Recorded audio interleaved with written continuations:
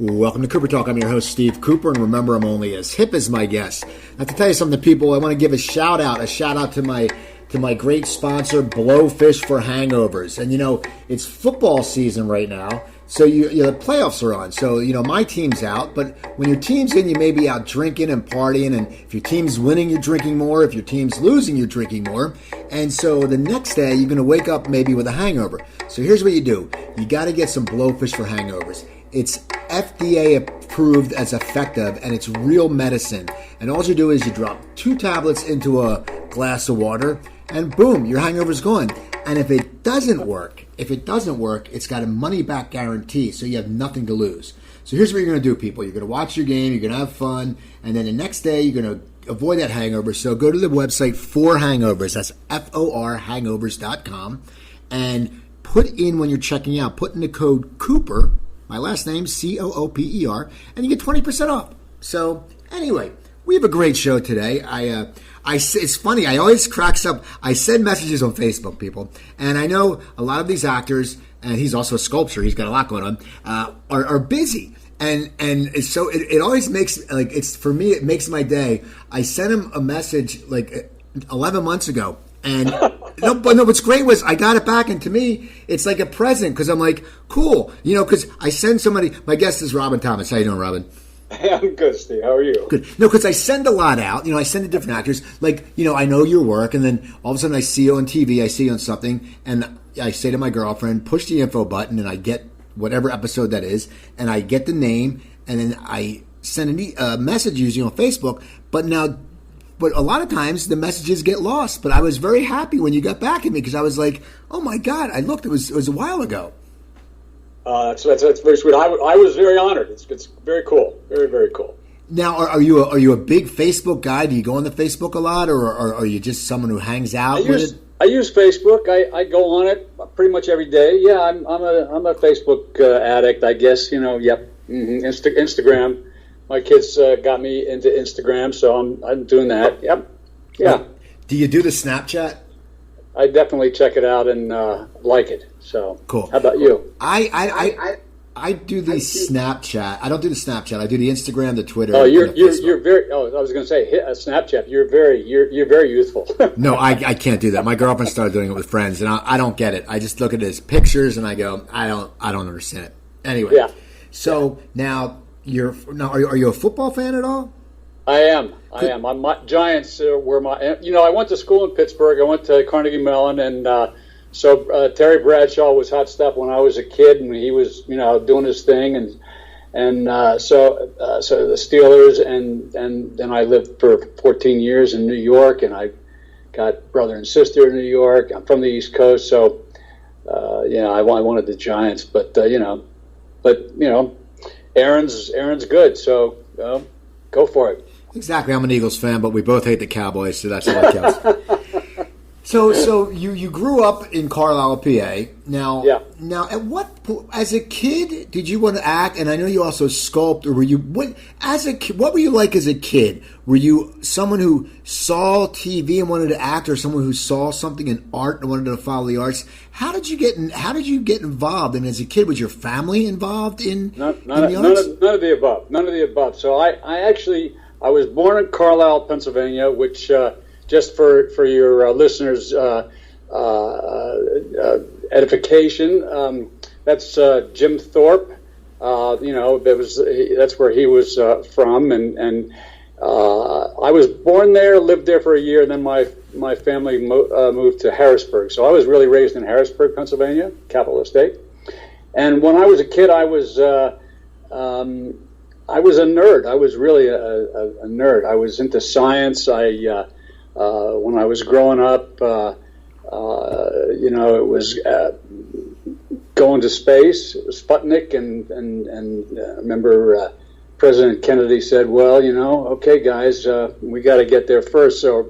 So everything was science when I was a kid. My dad was a dentist, and so I remember I did a 4-year science project called the X radiation of Tribolium confusum. Okay. Yeah, so every day I'd go out, convinced this guy, the head radiologist at the hospital in Harrisburg, to let me take these little wheat beetles and stick them under an X-ray machine, and I'd get up at night and I'd look at them under a microscope, and their wings would be all twisted, and some of them they were dead, and all. So anyway, I won the National Academy of Junior Academy of Science and the Capital Area Science Fair, but then what happened is I went away to school, to a boarding school in Pennsylvania called Mercersburg Academy for my last 2 years in high school, and all of a sudden I discovered there's something else other than science. So I wasn't a football player. I ended up playing lacrosse, but it was really a 4-year school, and I was kind of nobody there. And I was sitting at dinner my first night, and the quarterback of the football team comes up to the guy who's sitting at the front of the table, and I have my head down, just down because I don't know anything or anybody, and this guy says, "Hey, so who are we playing this year?" And then he says, "Oh, we're playing this school." And then he said, "What are we doing?" "Oh, we're doing Stalag 17." And I thought, So I ran to the library after dinner, and I got Stalag 17, and it was a play. Remember, it was a movie with William Holden. It was a play first, and then William Holden. It was about an angry young guy who everybody misunderstood, but ended up being the hero. It was a war movie, and I said, "Oh, that's me. That's a cool part. I want to do that." So that was really the start. That's how I started getting interested in acting. Was at this school, and then was in plays, and ended up going to Carnegie for a summer session. Liked it, applied, had to audition, and got accepted, and went to Carnegie Mellon as an acting student. That's, what's amazing is, and I never knew this until a few years ago. I knew Carnegie Mellon was a great engineering school, but it's such a very highly respected acting school too. That must have been for you. It must have been a sense of somewhat accomplishment, because you when you think about it, you got into having an interest of acting later in your high school years, and to get into it. I mean, there's kids who are getting turned down to that school, have been acting since they were 5. So that must have been for you. Did you know that was a major accomplishment at the time? Did you know how big of an acting school it was? Well, I knew it was a good one, and I had a kind of a mentor at this school that I was going to, and he was an artist, and it's funny because my dad, may rest in peace. My dad was when he was a kid, he was a very talented artist. He could render from life. It really, really skilled. But he grew up during the Depression, and his dad said, "No art for you, pal." And so he became a dentist. So my dad liked this guy, this teacher or this professor there, and identified with him because he was an artist, and he was also the acting coach and director. And I know that Joe Adams, wherever you are, Joe Adams, God bless you, but he allayed my dad's fear. Here I'm the youngest of 3, and neither of my mother nor my sister went into the arts, so it was unconventional, and he said, "No, he's okay. He's okay, Bernie. It's okay. Let him do his thing. He's going to be okay. He has a shot." So my dad and mom were supportive of my choice, and I did know that Carnegie was a really good school. I looked at Carnegie, and I looked at NYU, and maybe Northwestern, and so I did know, and I was like over the top of getting in. I mean, it was like a pretty prestigious place. Still is. Now, did you learn a lot in school that helped you in your career later, or was it just did you find more knowledge than you thought you would find? Well, that's an interesting question. I learned a lot. I didn't stay in the program though. I stayed in. I was an actor at Carnegie for 2 years. Finished my sophomore year, but ended up. This was in the '60s. It was there was a lot of stuff going on, Vietnam and stuff like that, and I said, you know what, this is I don't want to do this. This is no, I don't like it. It was very cliquey. I thought there were lots of cliques, and so I thought, all the professors. I started getting a little jaded and thought, well, if you can't do it, then you teach it. So which is wrong, but that's the way I was thinking as a kid. So I ended up. It's a long story, but the short version is I ended up in the art department, which is in its own right a kind of outrageous thing too, because Carnegie has one of the top art conservatory schools in the country too. So people like Philip Pearlstein and Andy Warhol and a whole slew of great artists went to Carnegie as artists. So anyway, I got into the art department. I went back after. Well, through sociology, and then for a semester, and then into the art department, and graduated Carnegie with a degree in sculpture.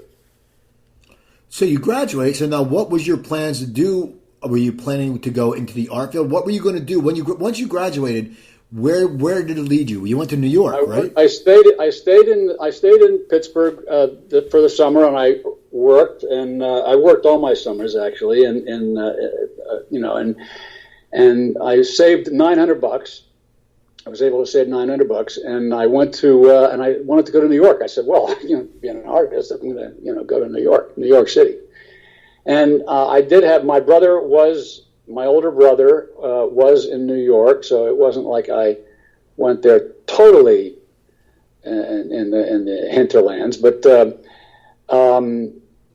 I had a sublet. I wanted to sculpt. And I had a sublet for a month. My brother got me, a friend of his had a little apartment in the village, and took that, but it was an apartment building and it was expensive. And I stayed there for a month, and then I moved 7 times my first year in New York. Okay. But I eventually started doing stuff slowly, and I spent, this is funny, I spent $600 of my $900 to make a series of silkscreen prints, and then I hit the streets, and I would go to like little framing shops and sell these things. They were like 24 by 24 inches a piece. There were 3 images I made, and I'd sell them for like $2 a piece, or I'd go into the CBS building, that big, huge black building in the 50s, and I'd go up, found my way up to the art department, and who's in charge of buying corporate arts. They sold each one for $80. I put up a table in front of the Metropolitan Museum of Art. I sold them there. I actually supported myself for like about 6 months selling those things, and then eventually I ended up. I met a guy at a bar. There was one bar in Soho. When I went to New York, there was one bar, the Broome Street Bar, and OK Harris Gallery, and that was it. Everything else was totally industrial, and I loved it. And but anyway, I met this kid who was an NYU law student. We were talking, and he said, "Oh, somebody wants to build a firewall in a loft." I said, "Oh, hey, why don't we do it together? I got some tools out there. I got the hand knowledge and good with my hands." And so, long story short, I had a contracting company, and that's for years I would find a job, finish it, and then I'd sculpt it as long as I could afford to, and then somehow miraculously I'd find another job. I don't know how I did it, but that's the way it was. And my coolest. You stop me anytime it gets boring. It's fascinating that you're doing that. I mean, it's you're doing all these things. You're sculpting. Well, you're doing this, and it sounds like you're loving life.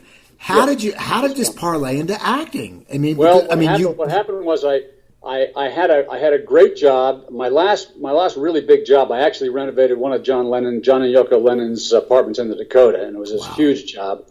And then 3 months later he was killed, and that sort of threw me for a loop. And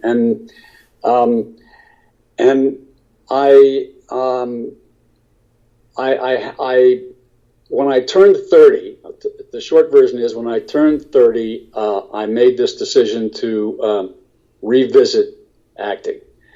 And I had a loft on Waverly between 6th and 7th, this beautiful windows, 3 sides, 10th floor is incredible. And I in one fell swoop, I called up this guy who I used to see at these auctions, this guy who I used to bid against for tools. I said, you want to buy my shop? He came over, 4 guys, cleaned out my shop in 4 hours, and I went and started studying again. I mean, I just said, I'm making a big change. I wasn't married at the time, and so it was just me. And I had saved enough money to, keep me going for a little bit, not a hell of a long time, but just a little bit, like maybe 6 months, maybe. And I found this guy named Frank Corsaro, who had an acting class. Frank was a great acting teacher, and he directed the first production of Hatful of Rain at the Actors Studio. He was an Actors Studio guy, and he had a great master's acting class. I auditioned. I got in, which was shocking. And then I took a commercial acting class just to see if I really wanted to do it. At a place called Ruiz Barron. I don't even know if they're still there. Oh yeah, there's one. I live in Burbank. There's one on Magnolia.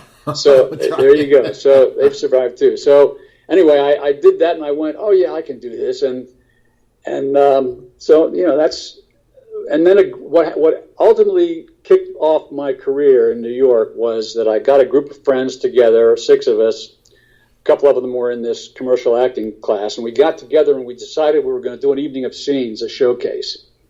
And so for anybody if you have any young actors out there listening to this is really a true story. So and the value of doing showcases and waiver theater, we call it out here in LA, but is valuable. But we got together,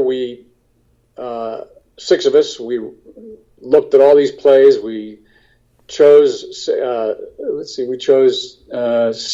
six plays. We chose one director.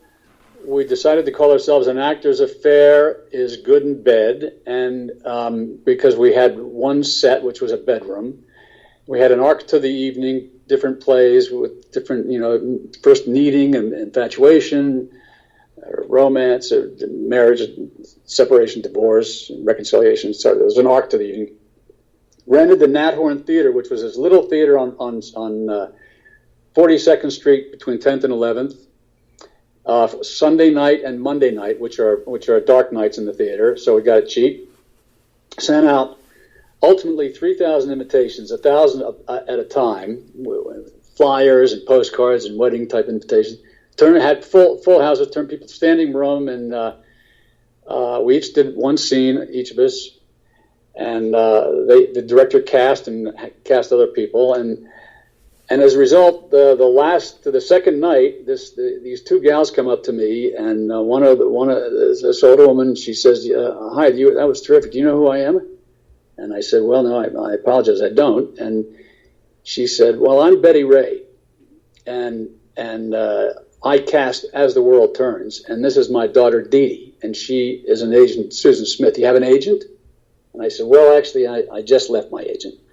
And she said, "Well, how'd you like to audition for As the World Turns?" I said, "Well, yeah, yes, I would." And she said, "Well, good. You talk to Dee Dee," and she left. And Susan Smith happened to be a great boutique agency in New York, really prestigious, almost impossible to get represented by them. I mean, Kathy Bates and Brian Dennehy and that caliber actor. And so I auditioned for this thing. Now I was doing off Broadway plays and stuff like that. Maybe I had a commercial, but I was just struggling along, and I get this year contract on As the World Turns, and boom, that was it. So you got that. I mean, basically, you were proactive. You made things happen with this production, and Yep. you got. Did you, when you left that first audition, for the As the World Turns, did you feel that you had the part, or what was your feeling when you left? Well, so here's an interesting thing about that. My mom was sick, not well at the day that I had, and my folks were living in Harrisburg at the time, and I remember she wasn't well, and I was pretty upset about that, and so I went into the audition, and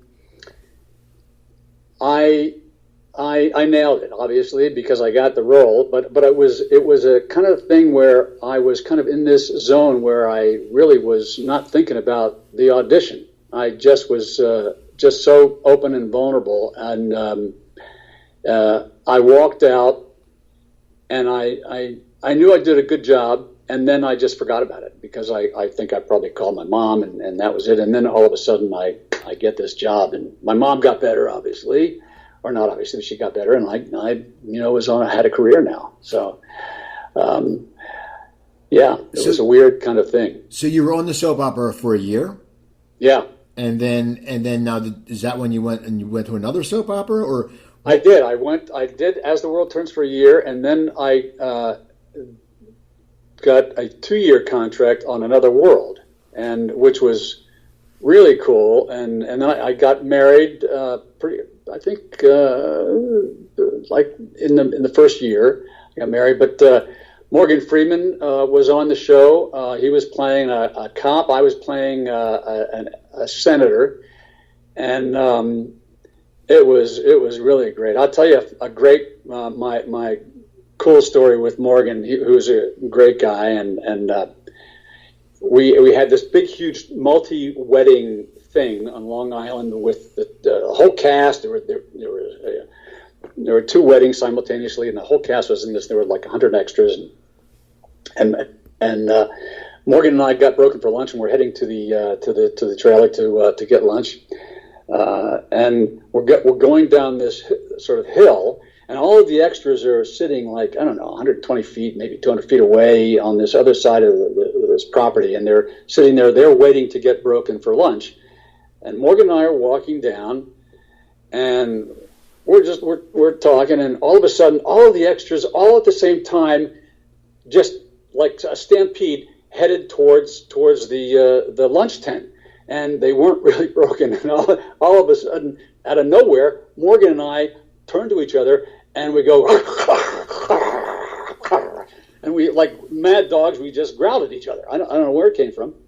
And then, ever since, anytime we'd see each other in the morning, he'd sneak up to me, and so we wouldn't say hello or good morning to each other, just growl at each other. That's funny. So now you did the soap opera for 2 years, and now when did you decide to start branching out into L.A. or? I mean, well, no, Another World was shot in New York or L.A.? Yeah, it was shot in Brooklyn, actually. Okay. Yeah, so, we go to Brooklyn. So you're on the soap opera. Now, when do you decide to branch out to L.A., or is it something that you want to stay with soap operas, or what happened? Well, what happened was we had a daughter, Zoe, and my second year, towards the end. And, I kind of had my fill of soaps. It was a great training ground for me, and it's an amazing. It's like going to the gym in a hard way, because sometimes I'd have 40 pages of dialogue to memorize a day. I was on an A storyline a couple times during that 2-year period,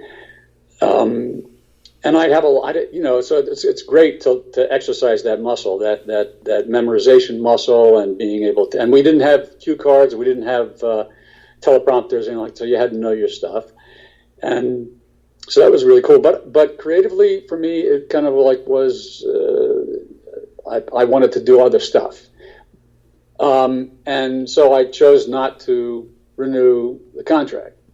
And which was kind of crazy because we just had a kid. But we took a vacation out to California, and it was just a vacation, really. I never thought I'd be an LA guy. I always thought I'd be back east.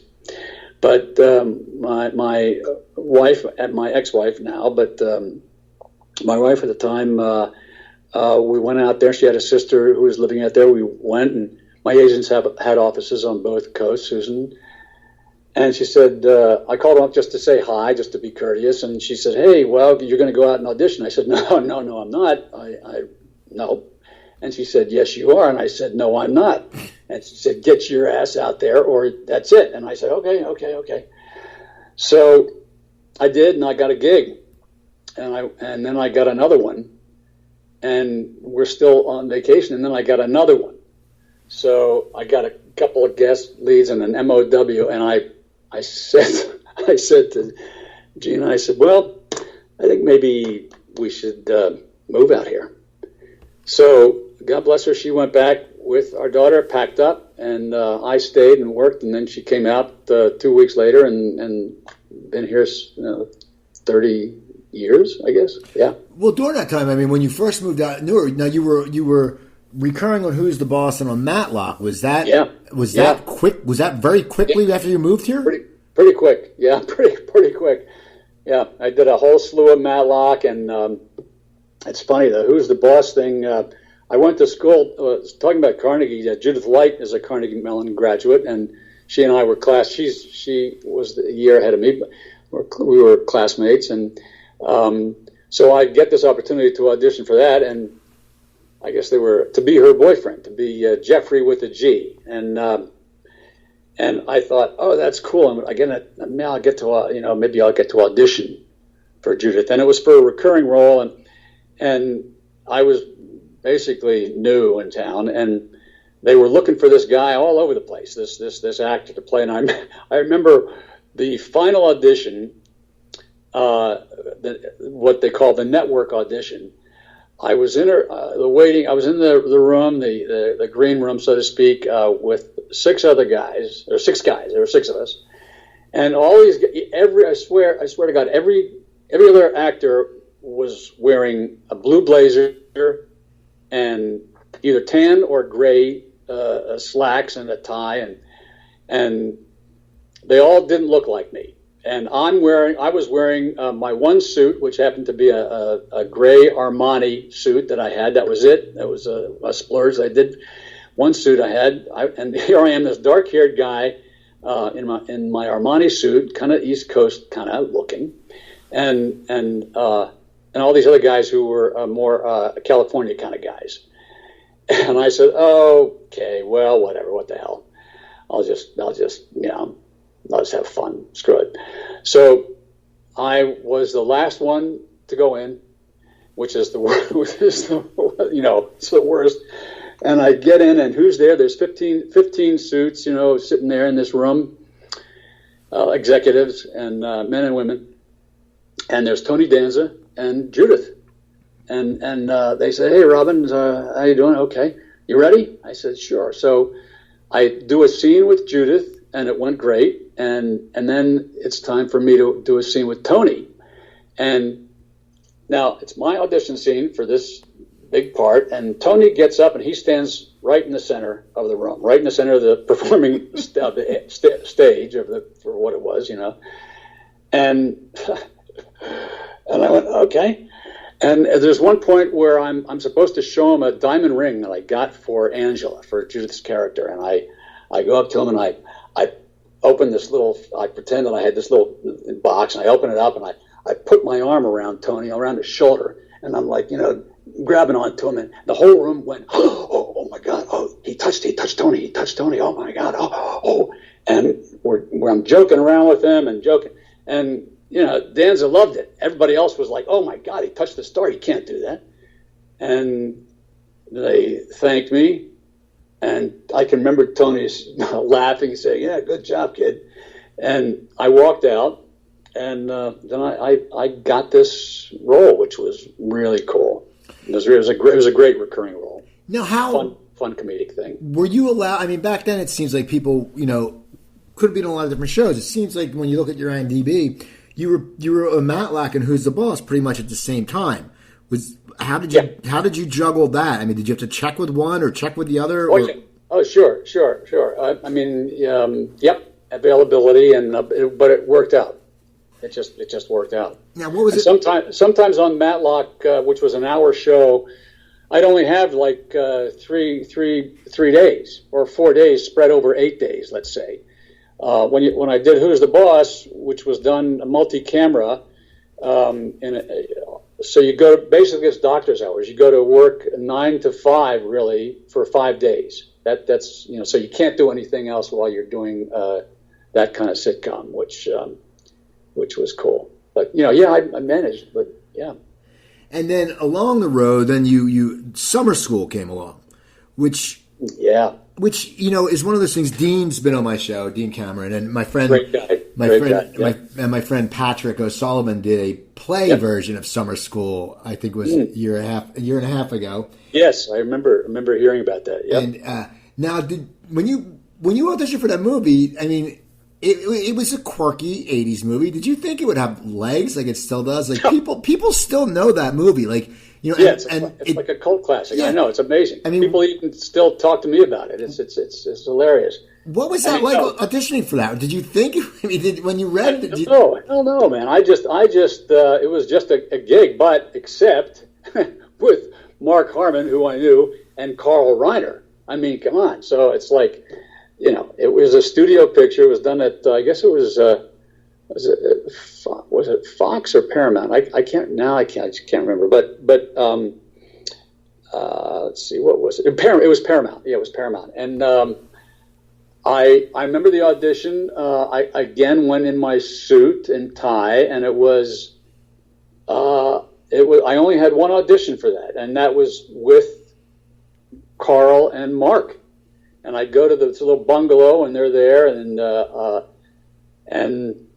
it was Carl Reiner, who was like, oh my God, he's like an icon, and Harmon at the time was he was a big name. So, and I auditioned, I read with Mark, and it was really fun, and Carl couldn't have been sweeter, and it was one of those kind of rare audition things that was even though it was and of course Kirstie Alley too, who was hot at that time also. It was it was a great experience. It was relaxed and fun, and I had no idea that you never do really. I mean, even on big budget stuff, you don't know. You don't know if it's going to be great or suck. It's just so many factors fall into place. Editing and how they're telling the story. Does your stuff make it onto the screen? And it's just, you never know. So after you got done that, did you want to keep pursuing movies? Because you've done so many TV shows and so many really good TV shows. Or where were you as an actor after that? Were you getting pilot offers, or were you getting? I mean, because it seems like back in those, that time it was like, if you had a few guest stars, pilots would come along, and everyone talks about the pilots. What was going on in your career? Were you at a bridge where you said, I really want to concentrate on movies, or concentrate on TV, or you said, I just want to act? Well, I mean, I just wanted to act, but I always wanted to do movies. I always thought that was at that point in time in the business, it was not like it is now, where the it's just a whole new environment now, where actors do TV, do series, do guest stars, do movies, do leads in movies. I mean, it's just everybody's doing everything. Back then, that wasn't quite the case. But so I wanted to do movies, and I did a bunch of really good ones. I did About Last Night with Demi Moore and Rob Lowe and Belushi and Jim Belushi and just so many good people, and that was Ed Zwick's, I think, first movie, and a bunch of good movies. But TV has always been and continues to be my bread and butter, and so I'm grateful for that. I mean,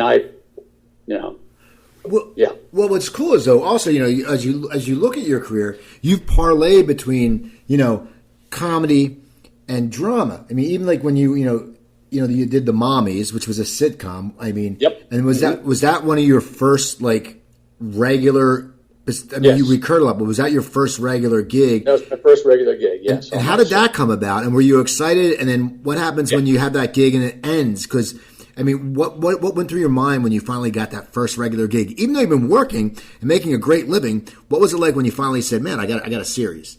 Over the top. It's like winning the lottery. I mean, it's just, it truly is, because first of all, the pay is better and it's steady. I mean, it's at least, at that time it was at least, they were doing, well, let's see, I'm trying to remember what our first order was. I guess it was 12 I think it was 12 or 13, and then they ordered what's called the back nine. But anyway, it's months and months of steady work at a really good pay, not what it is now, but still, it was really good. And I was thrilled. Are you kidding me? First of all, the other actor, the two of us were auditioning together for the husbands of the mommies, and it was David Duke, may he rest in peace, and myself. And David, I knew David from New York. He was a terrific New York actor, and I, those are my bones too. I mean, that's where I learned on theater and stage, and he was terrific. He was just a great guy, and so I respected him. And the gals were hilarious. I went to see their stand-up act because I had auditioned. I auditioned, and then I had to do another network. But between the time that I auditioned first for producers and then the network, I think was maybe a week. And during that time, the girls had a stand-up act, and they were performing. So I went to see them, and they were hilarious, raunchy and funny and edgy and really funny. So I was totally stoked and looking forward to this. And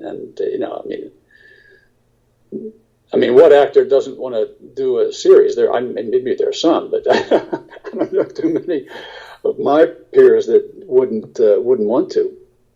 So yeah, it was really fun, and yeah. So you do that, and then it lasts for a season, and now you're back to working again, and you're doing a lot of recurring. Then you did Queer as Folk. Also a fun show because the character was just a kick-ass character. It was a misogynistic, chauvinistic actor. I mean, that's like kind of seems to go hand in hand sometimes. But artist, so famous artist character from New York, just so full of himself, and he thinks that he can just bed anything that's walking, and so I end up having this affair with the actress Taya Gill, who played the blonde-haired lesbian of the couple, and it was shot in Toronto, which was a cool place to work, location. That was really fun. And it was just, the writing was really great, and the character was really great, because I could be a real cad and yet not be a total asshole. I could be charming and be, funny and a little scary, and it was just a great role. For me, I loved that role. And Taya was fantastic. Now, what kind of roles were you getting auditions for then? I mean, because, it seems like, you go in with a suit, you go for the boyfriend. Were they all an upper crust or an arrogant, pompous person or a lawyer or doctor? Were you ever getting... When I first got to California, I was everybody's boyfriend or husband or lover. That's what I did, and that was cool because I worked with a lot of incredible women, Candice Bergen and Jamie Lee Curtis, and it was ridiculous. It was and Judith and all these strong women. It was really, really great. So I played, and then I did get cast as a cop, which was unusual for me. I usually got cast as husbands, doctors, boyfriends, lawyers. But then I got a cop, which was really cool, and then I started transitioning into these more dramatic, darker things, which I liked. I like both. I like comedy and drama. So it was a real mix of stuff for me. But yeah, I haven't really been cast a lot as a working class stiff, which is too bad because that's cool. I like those roles. They're fun to play because there's usually injury and vulnerability in those kinds of guys that's masked by kind of different kind of behavior. So those characters are always great to play. So now anyway. you were also on an episode of Cold Case. Now did you die in that episode? Because I love that show, and I've had so many guests on that have been on that show and have died. On Cold Case, I didn't die. No, no, I didn't die. My son. No, I'm trying to remember what happened on that show. I just wondering because sometimes also or they were the killer. I always wonder. Yeah, I was probably the killer or something. I was probably that. I mean, there was one. Do you remember the show The Practice? Remember that show? Oh yeah.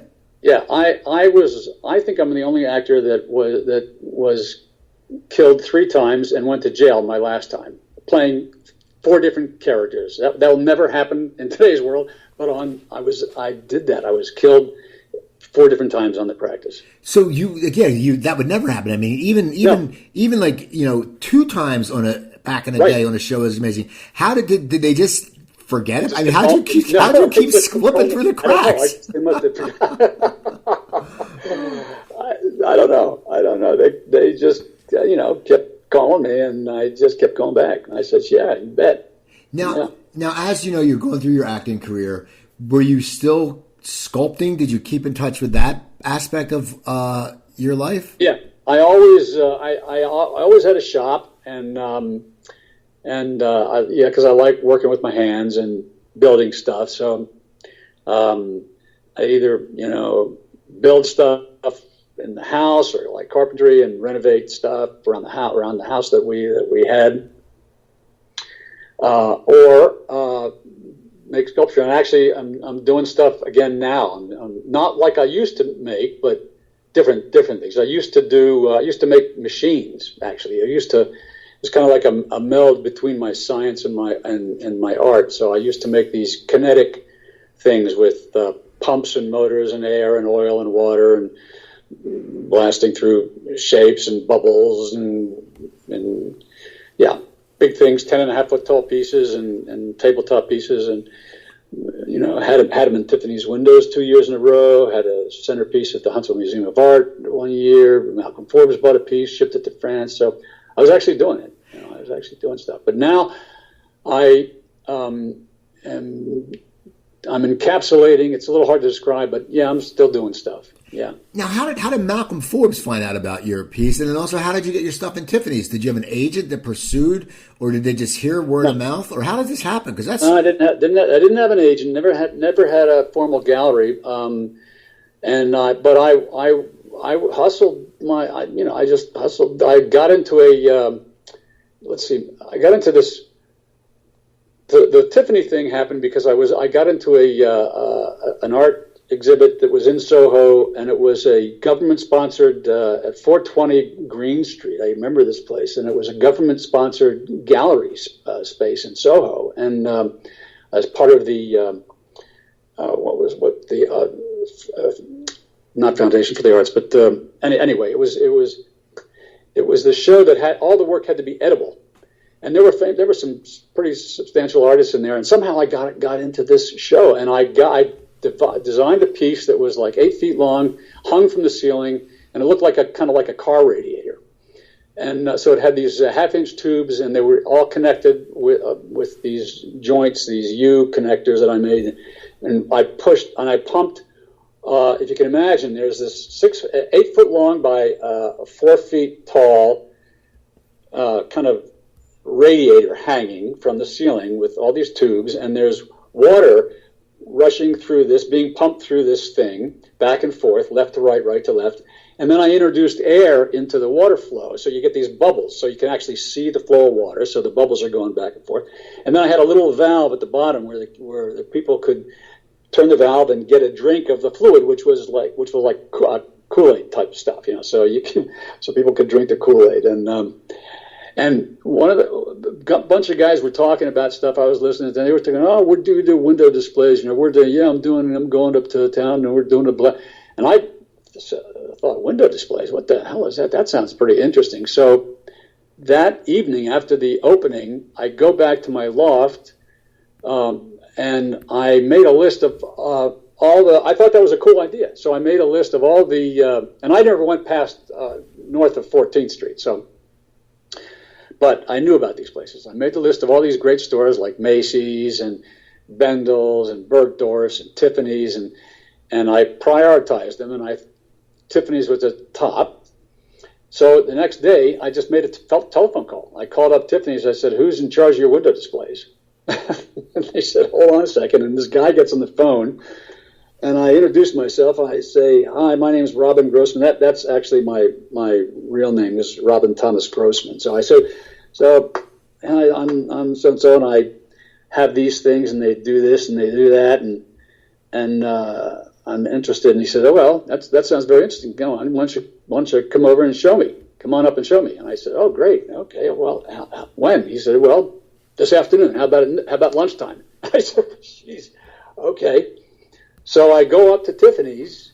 Keep in mind that I don't venture past 14th Street very much, but I went up with some pictures because I didn't have videos of my stuff, and a little piece that I had made, which was called Bamboo. It was a cylinder that was about 2 feet tall, had sections, and it had this really, really heavy, like stand oil, like very heavy oil in it, and you could turn it up and you could watch as it went, as it went through each section. There was a small hole, and a big bubble would form, and it took about 20 minutes to complete the whole thing. And anyway, I go there, I show them my stuff. The guys, older guys in the 70s, in this office up on the upper floors, and I go in the back way and up the freight elevator, and he's looking at it, and then he looks, and he turns the piece over.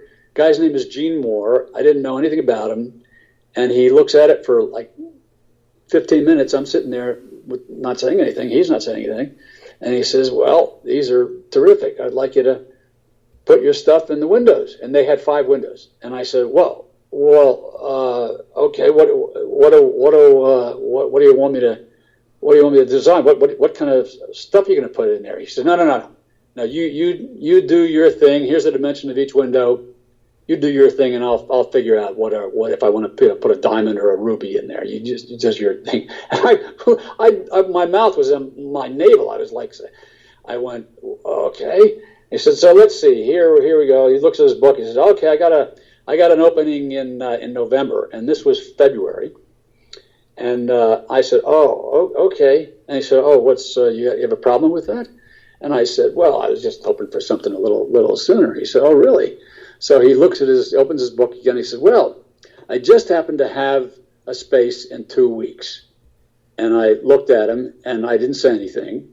And he said, "You better get your ass in gear, because you got to make 5 pieces in 2 weeks." And he gave me a piece of paper which had the dimension of the windows, which were all the same. And I just walked out. I was in shock. And I took a bus back down to my loft, down Fifth Avenue, all the way down to Washington Square Park, went to my loft, probably jumped up and down, screamed, called my parents, said, "Don't call me, don't, I'm not talking to you, don't call me." Called my friend, said, "Don't call me, leave me alone." And literally, I went to this place called Sandolino's in the Village and designed all 5 pieces till 2 o'clock in the morning, went back to my loft, slept for an hour, went back to the place. They were open 23 hours a day. They were open.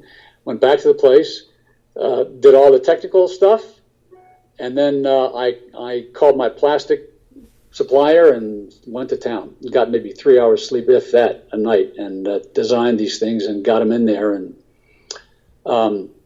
And two things happened as a result of that. One, this guy who had the biggest collection of kinetic art in the country, a guy named David Bermant, who had Calder's and Bachet Brothers, all these really famous kinetic artists, bought one of my pieces, and then Malcolm. Concurrently, I had an article in New York Magazine in Best Bets, and Malcolm Forbes saw that. He said that he and his son went up to the Tiffany's thing, looked at the things, and then called me up in my loft. This was like maybe a week after these things were in there, and the Forbes magazine building is like, I don't know, was like 6 blocks from where my loft was. So they literally walked over to my studio, his son and himself, and commissioned me to do a piece that they shipped to France. Wow. So that's how that happened. That's awesome. So you had this great acting career, sculpting career. Now you're still acting a lot. Now, what was it like? You were on Crazy Ex-Girlfriend, which was one of those shows that became very popular. I love that show. What was that? Did you audition for that, or were you offered that? Or now who do you run into in the audition room? Like, who are the guys? Because there's you have to see certain guys every once in a while. Yeah, oh, sure, for sure. Yeah, that's a great question, because I do run into the same faces frequently. I honestly can't remember who was in that room when I was waiting, but I remember going in there, and I knew that it was you had to sing and dance for this thing, and I just kind of like forgot about that. I didn't have to do that as part of the audition, but I went in and I did my thing, and it was for the casting person, and then he said to me, do it this way. He gave me an adjustment, and I did it. Felt pretty good about it, but that doesn't mean anything. And then walked out, and so I don't remember. But I'll see Michael Nouri or frequently, or I auditioned for stuff. Harry Hamlin. I mean, I don't know. It's just a lot of guys that right. that audition, that read. I mean, everybody reads today. People that you would think don't read actually still audition. It's crazy. Now, you also did Fuller House. What was that like? Because that's like a whole new. I mean, so many kids. Everyone, like older people were watching that. Younger people were watching it. That must have been pretty exciting. That's amazing. So that's kind of a serendipitous thing, because Franklin, the executive producer, called my agent up and said, "How would Robin like to do Fuller House?" And my agent called me up and says, "How would you like to do Fuller House?" And I said, "Yeah." So he offered, and he co-wrote Summer School, and he remembered, and I had never worked with him before, or since rather, and he remembered me from Summer School. And the funny thing is, my character was called Dr. Harmon, as in Mark Harmon.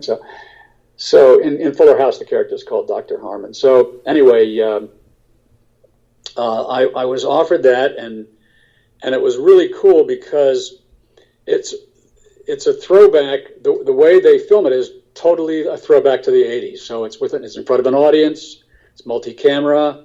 Not many shows done that way nowadays. Usually single camera on film. Not some are, but very few. And I didn't know any of the cast members, but they were all. I mean, I worked with the gals. I didn't work with Stamos and or any of the guys from the original show. I worked with the girls, and they were all just amazing. And I'll tell you the craziest thing that happened. I was driving to work one day about 8 o'clock in the morning. I had an 8:30 call, and I get a call in my car, and the first AD, he says, "Where the hell are you?" And I said, I'm coming to work. And he said, well, where are you? And I said, well, I'm at Laurel Canyon on the 101. And he said, well, get your ass in here right away, because I'm going to have a golf cart meet you at the parking lot, because we're doing a dance number, and you're in the dance number, the Bollywood number. And I had no idea. And I said, what, I'm in a dance number? He said, yeah. And he hangs up, and I'm going, oh my God, I got to do a Bollywood dance number. And I was terrified. because that's tough, man. That's those Bollywood dances really. It's great to watch, but it's tough to do. And it was the most fun, craziest thing that of any of the sitcom stuff that I've ever had to do. That was the craziest, most fun thing to do, and we did it. And had the guy who was teaching us was apparently the Bollywood dance guy in the United States, and so we did this, this Bollywood dance, man. See, so that's awesome. Did the Bollywood dance. Now, do you ever get on stage anymore? Yeah, I used to be on stage. Hiatus. I try to do at least one a year since I came out here. The last thing I did was 2 years ago at the Geffen Theater, which is a beautiful theater in Westwood near UCLA, and I did a piece called Time Stands Still, which was a world premiere by a Pulitzer-winning playwright, New York guy named Donald Margulies, and it was directed by a guy named Dan Sullivan, who is like Mr. New York. He's just a brilliant New York theater director. And it was a 4-character play with Anna Gunn from Breaking Bad, played the wife in Breaking Bad. Alicia Silverstone, who she and I played boyfriend, girlfriend, and then ultimately husband and wife in the play. And a guy named David Harbour, who was a New York guy and now is doing a great series on FX. I can't remember. Is it Stranger Places or Stranger Things? I don't know. So he's killing it. So it was just 4 of us, and it was fantastic. So yeah, I try to do a play. I haven't done one like that was a couple years ago. So well, that's awesome. That's cool. You need to get back up on there. We got to see you live. People love that. I love it. I do love it. Yep. Well, cool, man. We got to go soon. What's coming up for you? What can we see you in soon? Well, I just finished a thing in Ohio called Legacy with Peter Stormare and Justin Chatwin, and I play a mob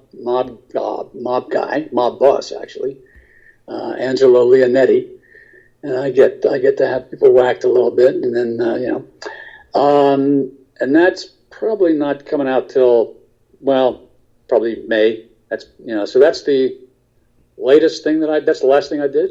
So. And are you auditioning? Are you going out there? Yep, auditioning. Yep, absolutely. Yeah. Well, good, man. You keep your IMDb. It's like every show I've seen. It's like it's amazing. It's like, thanks, Steve. I appreciate it. Thank you. Hey, I'm a journeyman actor. I love it. I've made a living for over 30 years, and I'm incredibly grateful to be able to do that. So my kids at college. It's awesome. It's awesome. Well, really, I want to thank you for coming on. Now, you said you Instagram a lot. What's your Instagram? Yeah. It's called Naborsky Robin Grossman. Naborsky is Robin backwards with an SKY. So I don't know. You can figure that one out. But yeah, that's it. That's my handle. Naborsky Robin Grossman. Niborsky Robin Grossman. And what do you post up there? Acting stuff, family stuff. Stuff. Yeah, cool. Life stuff. Well, that's awesome. So people follow him on Instagram. Follow me on That's kind. Thanks, man. Yeah, you got it. And follow me on Instagram. I'm Cooper Talk 1. I do a lot of you got it. I do a lot of food stuff because people just you guys know. I always tell my listeners. A few years ago, I had a health problem, so I wrote a cookbook when I got out of the hospital, and it's called StopTheSalt.com. It's 120 low sodium sodium recipes.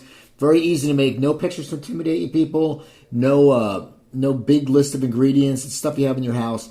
Go buy it. You can get it at BarnesandNoble.com. You can get it at Amazon.com. But people, buy it at StopTheSalt.com. I'll sign it for you, and I make more money. And also, Words with Friends. I'm Cooper Talk 1. Don't forget Twitter. I'm at Cooper Talk. And go to my website, CooperTalk.net. I have over 580 episodes up there.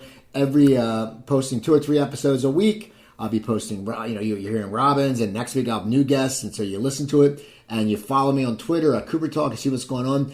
Email me, Cooper at CooperTalk.net. So go check out Robin Thomas on IMDb. Look at all his great works. And go watch. Thank you. Yeah, and go watch some of his stuff. You have the Netflix. You can find his stuff. Go do that. Go find him. RobinThomas.com. You can check out stuff there too. RobinThomas.com? Yeah. Okay, well, people, go to RobinThomas.com then. And so check him out. Check me out. I'm Steve Cooper. I'm only as hip as my guests. Don't forget, drink your water, eat your vegetables, take your vitamins, and I'll talk to you guys next week. God bless you.